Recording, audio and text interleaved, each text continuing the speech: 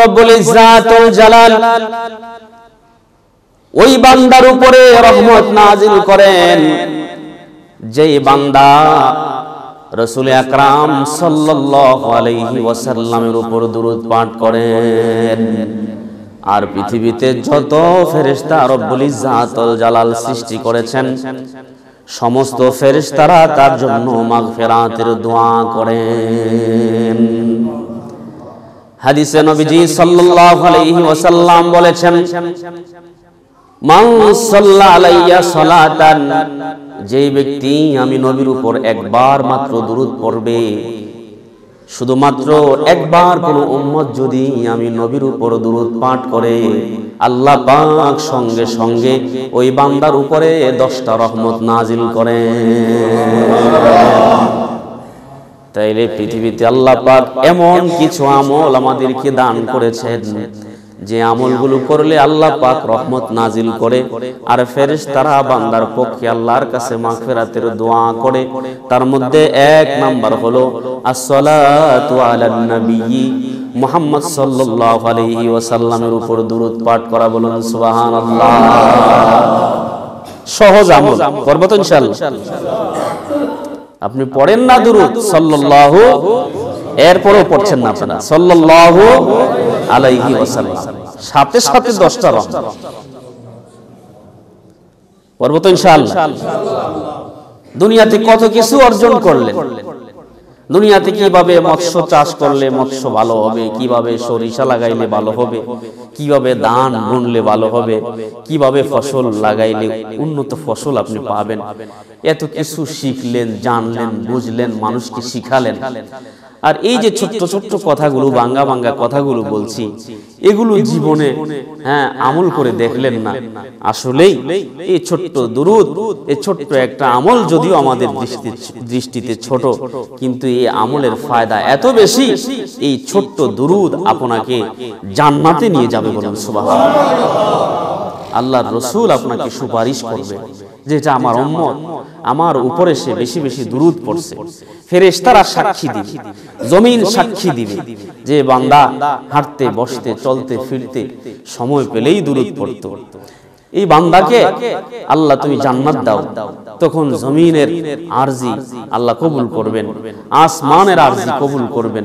বান্দা যখন জিকির আজকার দুরূদ বেশি পড়তে থাকে, তো দেখুন হাদিসে আসছে আল্লাহ পাক আসমানে এলান করে, আসমানে ঘোষণা দেয়, রব্বুল ইজ্জাতুল জালাল আকাশে এলান করে, ও আমার ফেরেশতারা, জমিনে এমন একটা বান্দা আমার আছে যে বান্দা জমিনে বসে বসে অনর্থক সময় কাটায় না, অনর্থক কথায় লিপ্ত হয় না, আমার নামে জিকির করে, আমার বন্ধুর নামে তাসবিহ পড়ে, আমার বন্ধুর নামে দুরূদ শরীফ পাঠ করে। আমি ওই ব্যক্তিটাকে পছন্দ করে ফেলেছি, আমি তাকে ভালোবেসেছি, তোমরাও তাকে ভালোবাসো। ফেরেশতারা তখন তাদেরকে, ওই লোকটাকে, জিকিরকারীকে, ওই দুরূদ পড়নেওয়ালা লোকটাকে মহব্বত করতে থাকে, ভালোবাসতে থাকে। আল্লাহ পাক বলে দেন, আর তোমরা এই জমিনে এবং আকাশে আমার বান্দার নামটা প্রচার করতে থাকো। তখন আকাশে এবং জমিনে ওই দুরূদ পড়নেওয়ালার নাম, জিকির করনেওয়ালার নাম আকাশে আর বাতাসে ফেরেশতারা গাইতে থাকে, বলতে থাকে। তো দেখবেন যে জমিনের কোনো মানুষ, এলাকার কোনো মানুষ তারে সম্মান করুক বা না করুক, ওই লোকটার সম্মান আল্লাহর কাছে আছে না নাই? ওই লোকটার সম্মান ফেরেশতাদের কাছে আছে না নাই?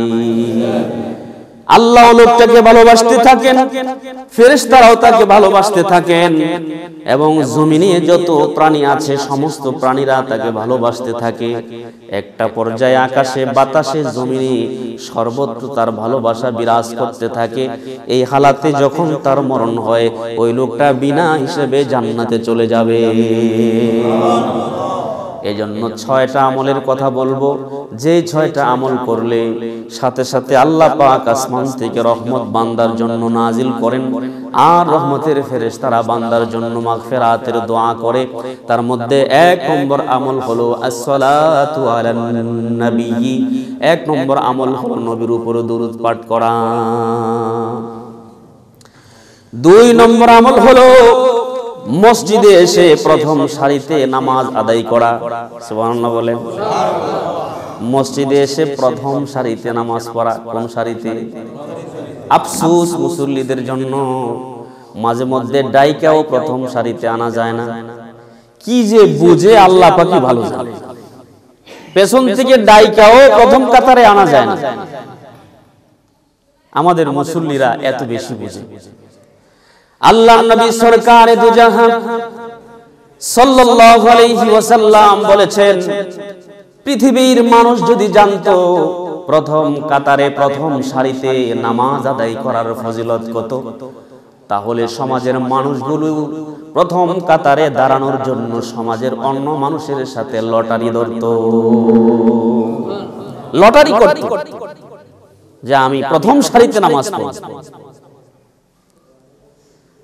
নবীজি সাল্লাল্লাহু আলাইহি ওয়াসাল্লাম বলেছেন, কোন মুসল্লি যখন মসজিদে প্রবেশ করে প্রথম সারিতে নামাজের জন্য দাঁড়ায়, ওই ব্যক্তি যতক্ষণ পর্যন্ত প্রথম সারিতে থাকবে ততক্ষণ পর্যন্ত আল্লাহ পাক ওই বান্দার উপর রহমত নাজিল করতে থাকেন। আর যতক্ষণ পর্যন্ত প্রথম সারিতে সে নামাজ আদায় করবে, ফেরেশতারা ততক্ষণ পর্যন্ত ওই বান্দার জন্য আল্লাহর কাছে মাগফিরাতের দোয়া করবে। ততক্ষণ পর্যন্ত মাগফিরাতের দোয়া করতে থাকে, আল্লাহ তোমার বান্দা তো মসজিদে আইসা গেল, প্রথম কাতারে দাঁড়ায় গেল, এবার মাফ করে দেও না মালিক। আল্লাহ পাক বলেন, যা বান্দা তোরে মাফ করে দিলাম। প্রথম কাতারে আসেন না। আর দুনিয়ার জমিনে আল্লাহর বান্দারা 70 বছর প্রথম সারিতে নামাজ পড়েছেন, তাকবীরে উলা ছোটে। বিশর বিন হাসান সফি রহমতুল্লাহি আলাইহি, ওনার নামের উপাধি হচ্ছে সফি। বিশর বিন হাসান সফি রহমতুল্লাহি আলাইহি, ওনার নামের সঙ্গে সফি শব্দটা উপাধি হিসেবে, লকব হিসেবে লাগানো হয়েছে। কেন জানেন? তিনি একদিন নয়, দুদিন নয়, তিনি ওনার জীবনে 50 বছর জীবনে একটা রাকাত নামাজও প্রথম সারি ছাড়া তিনি পড়েন নাই। 50 বছর জীবন থেকে এক সারিতে, প্রথম সারিতে এক নাগারে জীবনের 50 বছর তাকবীরে উলার সাথে প্রথম সারিতে নামাজ পড়েছেন। আর আমরা আমাদের মুসল্লিরে ডাকি, প্রথম সারিতে আসো না, আসে না, গরম লাগে। কি বলেন, ঠিক কিনা? আশা রাখি, অনুরোধ করব, যখনই আসেন তখনই প্রথম সারিতে দাঁড়ানোর চেষ্টা করবেন। আবার এটা নিয়ে মারামারি করতে যায় না। দ্বিতীয় অপশনও আল্লাহর রাসূল রাখছে। সুবহানাল্লাহ পড়েন। সাহাবীরা বলছেন, ইয়া রাসূলুল্লাহ, যদি কোনো কায়দায় প্রথম সারি মিস হয়, প্রথম কাতারে না দাঁড়াতে পারি, তাহলে দ্বিতীয় কাতারে পড়লে হবে কিনা? তখনও আল্লাহর রাসূল প্রথম কথাটাই বলছেন, দ্বিতীয় কাতারে না, প্রথম কাতারে যে ব্যক্তি দাঁড়াবে তার উপর আল্লাহ রহমত নাজিল করবেন, ফেরেশতারা তার জন্য দোয়া করবেন। কিন্তু সাহাবী নবীজি সাল্লাল্লাহু আলাইহি ওয়াসাল্লামকে আবারও প্রশ্ন করলেন, নগো আল্লাহর নবী, জানতে চাইছিলাম প্রথম কাতারে যদি কোনো কায়দায় কোনো সময়ে ঝামেলায় পড়ে না দাঁড়াইতে পারি, আমার জন্য ভিন্ন কোনো অপশন আছে কিনা একটু বলেন না। আল্লাহর রাসূল বলেন, হ্যাঁ, তোমার জন্য এই সুবিধা রয়েছে। তুমি যদি চেষ্টা করার পরে প্রথম কাতারে না দাঁড়াতে পারো, তুমি যদি দ্বিতীয় কাতারে দাঁড়াও, আল্লাহ পাক তোমার আমল নামায় রহমত নাজিল করবেন, ফেরেশতারা তোমার জন্য মাগফিরাতের দোয়া করবেন। তাইলে 2 নম্বর আমল হলো মসজিদে আগমন করে, মসজিদে প্রবেশ করে প্রথম সারিতে নামাজ পড়া। এই প্রথম সারিতে যারা নামাজ পড়বে তাদের উপর রহম নাজিল করবেন কে? তাদের উপর আল্লাহ পাক রহমত নাজিল করবেন, ফেরেশতারা দোয়া করবেন। 3 নম্বর আমলটাও ছোট, মসজিদে এসে প্রথম কাতারে ডান দিকে দাঁড়ানো। সুবহানাল্লাহ বলেন। মসজিদে এসে প্রথম কাতারে ডান দিকে যে মুসল্লিটা দাঁড়াবে, আল্লাহর রাসূল বলেছেন ওই ডান দিকের মুসল্লিটার উপর আল্লাহর সাথে সাথে রহমত নাজিল করবেন, আর ওই মুসল্লির জন্য আল্লাহর কাছে ফেরেশতারা দোয়া করতে থাকেন। তাহলে 3 নম্বরে মসজিদে আইসা আমরা কোন দিকে দাঁড়াবো? ডান পাশে। মসজিদে ঢুকলে ডান পাশ কোন দিকে হয়? এদিকে, দক্ষিণ দিকে না উত্তর দিকে? অনেক সময় আমরা মুসল্লিরা দক্ষিণ দিকে যায়, ডাইক্কাও এদিকে আনা যায় না। কি বলেন, ঠিক কিনা? অথচ আল্লাহর রাসূল বলছেন মুসল্লি তার ডান পাশে দাঁড়াবে, কাতারের ডান পাশ থেকে শুরু করবে। সুবহানাল্লাহ বলেন। তাহলে 3 নম্বরে হচ্ছে কেউ যদি মসজিদে এসে প্রথম কাতারের ডান পাশে দাঁড়ায়, তাহলে ওই মুসল্লির উপর রহমত নাজিল করেন কে? আল্লাহ। এবং ফেরেশতারা তার জন্য মাগফিরাতের দোয়া করতে থাকে। সুবহানাল্লাহ। 4 নম্বরে হচ্ছে মসজিদে আয়েশা কাতারে দাঁড়াইলেন, এই কাতার কাঁধে কাঁধে কাঁধ মিলাইতে হবে। সুবহানাল্লাহ। যেই মুসল্লিটা কাঁধে কাঁধ মিলাইয়া দাঁড়াইলো, ওই ব্যক্তির উপর রহমত নাজিল করবেন কে? আল্লাহ। এবং ফেরেশতারা তার জন্য মাগফিরাতের দোয়া করে। আমরা করে কি? এমন ভাবে ফাঁক রাখি যে মনে করেন প্রত্যেকটা মুসল্লির মাঝখানে, 2 পায়ের মাঝখানে কিছু কিছু ফাঁক থাকে। কি বলেন, থাকে কিনা?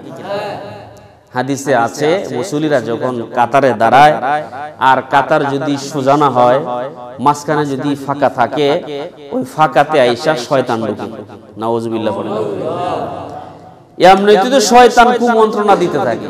অন্য সময় কোনো কিছু মনে হয় না, নামাজে খারিলে ব্যবসার কথা মনে হয়, নামাজে খারিলে দোকানের কথা মনে হয়, ছেলে বিদেশ থাকে ওইটা মনে হয়, ওই বাড়িতে বিছনার তলে কয় টাকা রেখেছেন, পকেটে কয় টাকা রেখেছেন ওইটা মনে হয়। হাজারো কথা শয়তান আপনার সামনে আইনা তুলে ধরে। কি বলেন, ঠিক কি? আবার যদি শয়তান রাখার জায়গা রাখেন তাহলে আরো বিপদ। এমনি তো শয়তান অন্তরে কুমন্ত্রণার ছবি আঁকিয়া দেয়। কি বলেন, ঠিক কিনা? এখন কথা হচ্ছে, কোন ব্যক্তি যদি নামাজের ভিতরে এমন শয়তানের কুমন্ত্রণা ওয়াসওয়াসা আসতে থাকে, তার কর্তব্য হচ্ছে সাথে সাথে সে এটা বিচ্ছিন্ন করবে। এই লাইনটা সে বিচ্ছিন্ন করবে, নামাজে আবার মনোনিবেশ নিয়ে আসবে, তাহলে তার নামাজ শুদ্ধ হবে। সুবহানাল্লাহ বলেন। আর যদি আসতেছে আর লাগাম ছেড়ে দিয়ে রাখছেন, এক তো নামাজের রাকাতও মনে থাকবে না, দ্বিতীয়ত নামাজও হবে না। কুমন্ত্রণা যতই আসুক, বাধা যতই আসুক, আমার স্টিল হয়ে দাঁড়ায় থাকতে হবে, মনোনিবেশ একাগ্রচিত্ততা ধরে রাখতে হবে যে আমি যে নামাজ পড়তেছি এমন ভাবে নামাজ পড়তে হবে যে আমি আল্লাহকে দেখতে পাচ্ছি। সুবহানাল্লাহ। হাদিসের কথা, আমি এমন ভাবে নামাজ পড়ছি যে আমি আল্লাহকে দেখছি। যদি তা সম্ভব না হয় তখন এটা ভাবেন যে আল্লাহ আমাকে দেখছে। সুবহানাল্লাহ। তাহলে কাতার সোজা করা। হাসরের ময়দানে কিছু কিছু লোক বাঁকা হয়ে হাসরের ময়দানে ওঠে। কারণ কি? আল্লাহর রাসূল বলেছেন যে সমস্ত মুসল্লিদের কারণে নামাজের কাতার বাঁকা হইছে, হাসরের ময়দানে ওই মুসল্লিগুলো বাঁকা হয়ে উঠবে। বলেন নাউজুবিল্লাহ। তাহলে প্রত্যেকটা মুসলমানের, মুসল্লির কর্তব্য দায়িত্ব হলো কাতার যেন সোজা হয়। এজন্য বিভিন্ন সময় মাঠে, ময়দানে অথবা জানাজায় গেলে আমরা বারবার বলি, ভাই কাতার সোজা করি, কাতার সোজা করি। কি বলেন, বলি কিনা? তাহলে মসজিদে এসে 4 নম্বরে কাতারগুলো সোজা কইরা কাঁধে কাঁধ মিলাইয়া যদি নামাজ পড়ে, কাজটা তো সঠিক, সুন্দর, সহজ, অল্প সামান্য কাজ। এটা তো এমনি আমরা করতেছি। কি বলেন, ঠিক কিনা? শুধু খেয়াল রাখবেন। এই খেয়ালটা যখন দিলে থাকবে, তখন আল্লাহ পাক আপনার উপর রহমত নাজিল করবেন, ফেরেশতারা আপনার জন্য মাগফিরাতের দোয়া করবেন। সুবহানাল্লাহ। 5 নম্বর আমল হলো, যেই ব্যক্তি দিনের কোনো সঠিক জ্ঞান মানুষের কাছে ওপেন করে দেয়, দিনের সঠিক ইলম, দিনের সঠিক কথা মানুষকে বোঝায়, ওই ব্যক্তির জন্য আল্লাহ পাক রহমত নাজিল করেন। আর ফেরেশতারা, দুনিয়াতে যত মাখলুকাত আছে সমস্ত মাখলুকাত আর ফেরেশতারা ওই বান্দার জন্য মাগফিরাতের দোয়া করতে থাকে। বলুন সুবহানাল্লাহ। দিনের কথা, ধর্মের কথা মানুষকে পৌঁছানো, মানুষের কাছে বলা, ধর্মের জ্ঞান মানুষকে দেয়া, শিক্ষা দেয়া। আপনি জানেন না কিছু, কিন্তু ইসলামী শরীয়তের কোনো একটা কথা আপনার জানা আছে। আল্লাহর রাসূল বলেছেন, বাল্লিগু আন্নী ওয়ালাউ আয়া। আমার পক্ষ থেকে একটা কালেমা, একটা বাক্য হলেও অন্য মুসলমানের কাছে তুমি পৌঁছায় দাও। আপনার কাছে কেউ পরামর্শের জন্য আসছে, ভাই কেমনে করলে কি হয়, কাজটা কেমনে করবে, এখন যদি আপনি জ্ঞানী মানুষ হইলে তাকে সুবুদ্ধি দিবেন, সুপরামর্শ দিবেন, সুবুদ্ধি দিবেন, কিন্তু তারে যদি কুবুদ্ধি দিয়া দেন, কুপরামর্শ দিয়া দেন, তাহলে দুনিয়াও বরবাদ হইল, আখিরাতও বরবাদ হইল। আপনি তারে টাকা দিয়ে সহযোগিতা করতে পারলেন না, বা অন্য কিছু দিয়ে সহযোগিতা করার সুযোগ আপনার নাই, আপনার কিছু বিদ্যা বুদ্ধি আল্লাহ পাক দিছে, ওইটা দিয়েও যদি তারে সহযোগিতা করেন, তাহলে প্রত্যেকটা কথার বিনিময়ে একটা কথা, একটা টাকা আল্লাহর রাস্তায় সদকা করলে যে সওয়াব, সেই পরিমাণ সওয়াব আল্লাহ আপনার আমলনামায় দিয়ে দিবে। তাহলে উত্তম কথা, ধর্মের কথা, ধর্মের জ্ঞান, ধর্মের আলোচনা, ধর্মের ওয়াজ নসিহত, এগুলো প্রতিটা কথা সদকার সমতুল্য মূল্য রাখে আল্লাহর কাছে। সুবহানাল্লাহ। এজন্য ভালো কথা মানুষকে বলবেন, যদি কথা ভালো না হয় প্রয়োজন বোধে না বলবেন, সাইলেন্ট মোডে থাকবেন, চুপ থাকবেন, নীরব থাকবেন, এতেও ফায়দা আছে না নাই? আল্লাহ রাসূল বলেছেন, মান সামাতা নাজা, যে ব্যক্তি চুপ থাকবে, নীরব থাকবে, ওই ব্যক্তি মুক্তি পেয়ে যাবে।